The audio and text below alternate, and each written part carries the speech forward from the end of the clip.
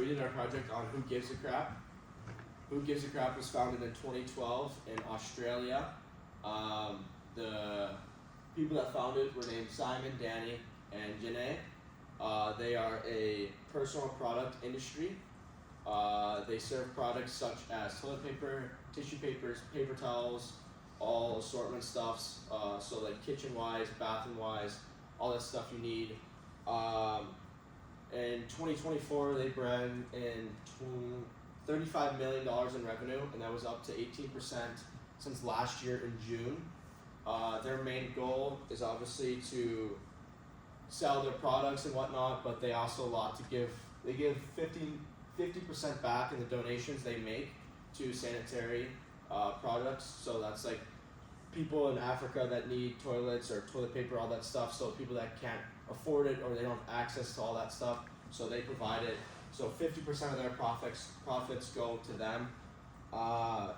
In 2020, COVID happened, and there was a shortage of toilet paper, tissues, paper towel, all that stuff. So that's when they really took off and made a name for themselves, because there was a shortage in all grocery stores, any convenience store that needed all that stuff. So they really took off then by surprise.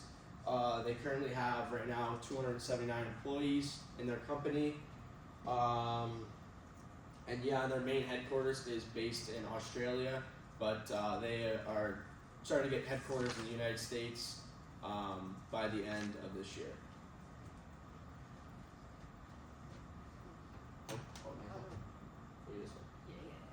So all their products are made with biodegradable materials such as like bamboo and post-consumer recycled paper. So they get all the paper they use in like schools and offices, which is really great because a lot of that paper is going to end up in the landfill anyway, so they take it and reuse it. They source all their bamboo from small farms where they have their manufacturers, so it's not like added to deforestation. They just like have the farmers grow it kind of on the outskirts of their farms. They manufacture in China and the United Kingdom, and they do this to reduce like importing goods from overseas, so they can get all of their products from where they're manufacturing them. And they ship all their products by sea freight, so it reduces like the greenhouse gases. And then they like to find and utilize different ways to treat waste. So like in other countries, where one of their main goals was to like make toilets and bring them to other countries and find sanitation waste. That's because they can treat the waste for that, because methane gas is a top contributor to the greenhouse gases. And they use carbon neutral shipping, which lowers the amount of carbon emissions in the air. So for that, they basically, the same amount of like carbon emissions they produce, they pay for that to be taken out of the air, so it kind of evens it out, and that's what makes it carbon neutral. And they promote the United Nations kind of like sustainable development for like clean health or clean water and sanitation, good health, responsible consumption, and then the climate action. So for social analysis, they work with partners, Water for People, International Development Enterprises, Luala Community Alliance, Sanergy, WaterAid, and others. They're focused on partnering with organizations that help provide for people locally to them. So they want people who like know the communities that they're working in, and then vulnerable communities, so like disabilities, women, children, and then like underprivileged people. They work with companies that promote sustainable futures, so they want companies that like want this future for not only like the generation right now, but the next generations, and then ones that also have a proven track record. They also align themselves with Australia's and the United Kingdom's modern slavery acts, so that ensures that there's no like slavery going on, forced labor, forced marriage, anything like that. And then they actually included, after kind of like when starting their company, they've included a diversity and inclusion section, so they could like work on strategic and integrative approaches in their company. Okay, next we're gonna talk about the waste aspect of Who Gives a Crap. So first, one roll of toilet paper takes 37 gallons of water to produce, and that's just for one roll. Now the World Count organization, which is basically just like a global statistics tracker on all things environmental, notes that 1,165 tons of water are used to create 42 million tons of toilet paper. And this factors into things like water scarcity, which makes these numbers important. And Who Gives a Crap utilizes bamboo, like Kylie previously noted, because bamboo is has fast growth rates and low water consumption, making it perfect for a renewable resource for Who Gives a Crap and the toilet paper and other products like Matt noted. Now next up, packaging. Who Gives a Crap uses recyclable and biodegradable packaging to minimize plastic waste. And since their inception in 2012, Who Gives a Crap has eliminated over 2 million pieces of plastic from their packaging processes. Now up to the economic analysis portion of this. Their mission, like Matt said again, is to donate 50% of all their profits to global sanitization initiatives such as WaterAid, which is just an international charity focused on improving access to clean water and sanitization, as well as hygiene for, like Kylie said, communities that don't have access to clean water and sanitization. As of 2024, Who Gives a Crap has donated $9 million, and 20% of their budget is allocated to research and development aimed at improving sustainability. And this includes exploring eco-friendly materials and processes to create the toilet paper, reducing waste. And this does two things. It boosts their reputation, so people see this company who's really on the bleeding edge of the cosmetic, industry.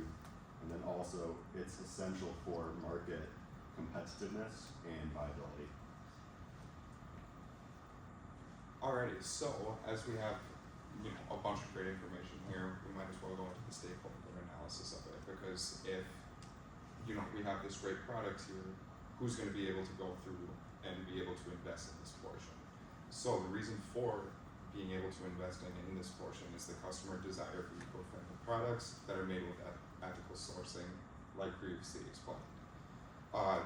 We're also very mission focused and a well-ran business that we engage and influence employees in our workforce to contribute to the innovation of the products and the company. Our supply chain, we're very interested in fair trade practices and sustainable sourcing from long-term partners, and then since we have long-term partners, great relationships with those people, we have a very credible and reliable source that helps benefit those customers. Our investment interest is focused on financial returns and brand growth, which when it comes to investing in something such as Who Gives a Crap, you want something that's very reliable. Obviously, we return a bunch of profit, over 50%, as previously explained, to good, resourceful places. Why not just invest in that and make sure that everybody's very aware of what we're doing? Some of our marketing strategies in the angle of increasing environmental sustainability metrics help provide corporate responsibility in their investment decisions, like I previously explained. And of course, we need a SWOT analysis, making sure everything lines up and why we do what we do. Some of the strengths that we have are we offer 100% recycled toilet paper and bamboo options, among other toiletry items, which helps reduce reliance on virgin materials and minimizing environmental impact. Some of the weaknesses, of course, it is a premium product, so that also is a little bit of a downfall, especially when the economy is a little bit up and down, right? So it could limit accessibility for cost-sensitive customers who have a hard time purchasing that product. Of course, like I previously explained, we do have a strong supply chain right now, but there is a slight bit of vulnerability in regards to that, with sourcing recycled materials and bamboo. Depending on, climate change and everything like that, there is a chance of supply chain issues. Some of the opportunities that we would like to explore is being able to increase customer awareness for our product. And, we have a sustainable product which helps present significant growth opportunities for that brand. Some of the threats that we have, since COVID hit, like Matt previously explained, there is a rise of sustainable products being able to, reduce our carbon and green footprint. The possibility of competition in arriving markets and, big markets are a factor. And plus, obviously since it's the election coming up, right, November, getting close, right, there is a possibility of environmental regulations or standards shifting that could impose new or previously existing compliance costs or restrict sourcing practices within our company. For the future outlook, it was pretty hard honestly to do this one because they're a very sustainable company. A few I could think of would be probably just promoting it more to their customers, having seminars. They have a lot of articles already on their page, but maybe like going out to a college like Northern, putting up a stand outside and like talking to people about how they can be more sustainable. Another one could be building manufacturers here in the United States, so they don't even have to use the sea as a shipping option. They could just have it right in the States, and they can go from there.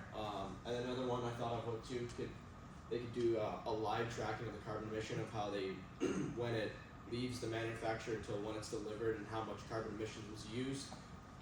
And then obviously I think every company could be better at transparency with the supply chain, communicating better with their customers and employee-wise as well. Yeah, that's it. Do you have any questions or anything?